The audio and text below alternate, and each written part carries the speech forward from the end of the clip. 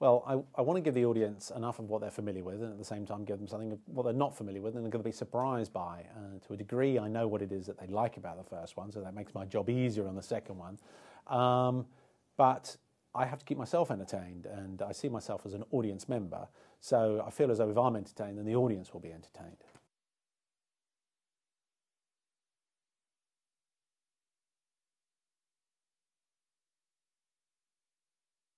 Filmmaking is not, as people like to tell me, like coal mining, right? In the sense that it's not as grueling, but sometimes I'd beg to differ because they are long hours. You do get paid well, but the hours are long, and flight after flight catches up with you, and it's a schedule, and you have limitations, and you have a budget, and there are all sorts of limitations, and somehow you have to make sure that you can maximise on what it is that you've got. Needless to say, that means they take you up to the point of physical breaking point because that's where the most amount of profit is. So you know, it does grind you down, and there's only so long you can work that hard for.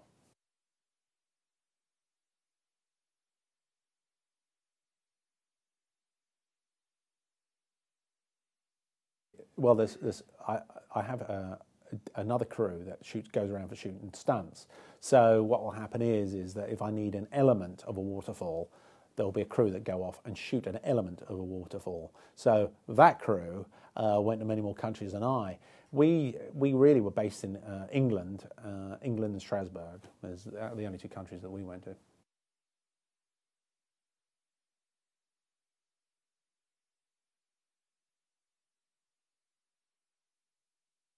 Naomi, we just seen Girl with the Dragon Tattoo, and she was kind of conspicuously attractive as an actress in that.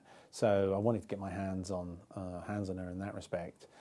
We needed a strong female character because it wasn't going to be conspicuously romantic. So what we needed was a female character to drive that through and to make it worth it.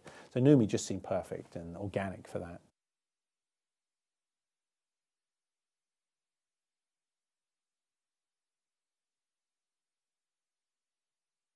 Well, Moriarty is arguably the most infamous character in the most infamous villain in literature.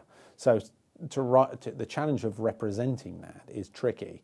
The great thing about Jared is he doesn't.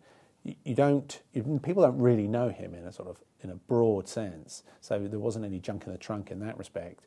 But he's very intellectual and he's very capable. So, you know, within about 30 seconds of meeting Jared, I was pretty sure that he was going to be the Moriarty.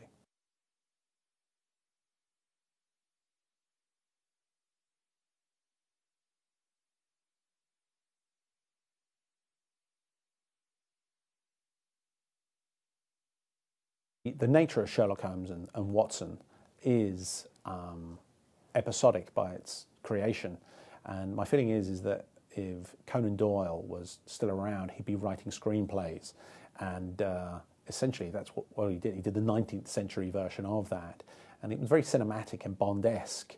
I always felt his vision. Hence, when it got presented to me, it was a no-brainer for me to get my head around it.